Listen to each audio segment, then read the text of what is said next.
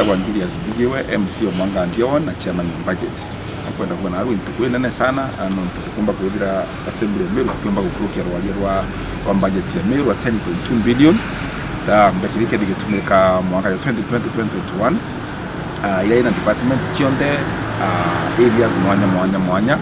na swanke gwetaga ati budget ira nene ni ya Department of Health kana ugimbo mwiri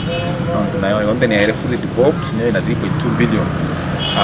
nonto kwa kule ya madaktari na sisi na bonde na kwenye na dawa ndani ya hospitali na ndingari to ni roads and infrastructure nonto na chinjira chete kita sana nonto bure ku ipingia muno ku January ma Oktoba mwaka mudhiru mwaka meri irira dira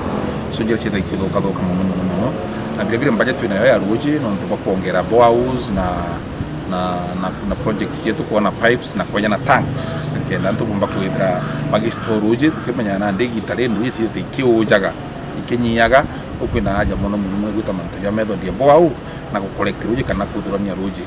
na vile department of education area ECD kana nursery school ida eringu ya county yonde ukure alimu kuthomithia twana tu na swa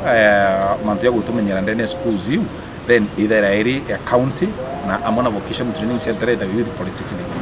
ikore instructors na kunenkanira capitation kiri ali tobara ndene ya schools yu bonge popa kwa tanjire kwithira nya women empowerment tuna 25 million shillings manto bakurungamira manto ya women empowerment gender mainstreaming na 15 million kile manto ya PWD kana and wala bambakara watu kirinirungo nyabone to baro kutembesha ndani ya budget yu na street children kwa kisha na anabara kwa street ine na possible mbagweza bagitoka schools bo mwisho ne atikina budget area no ntumingi na kutoka anababe school so instead kile Meru Youth Service yo tuli na mbesa lakini ndio Meru Youth Service Fund which means that revolving fund kwamba kile kitendea kutetea youth not only nala bakeda pale center MYS lakini nala vocational training center ile kwa youth polytechnics and of course tuna mbesa kile sporting activities then so in general ne budget yetu ekaliu na tomba we final through 8.1 billion kuma wa national ile itakuwa ipita kushia kuma dirikali nene 705 million kuma kile dirikali kuma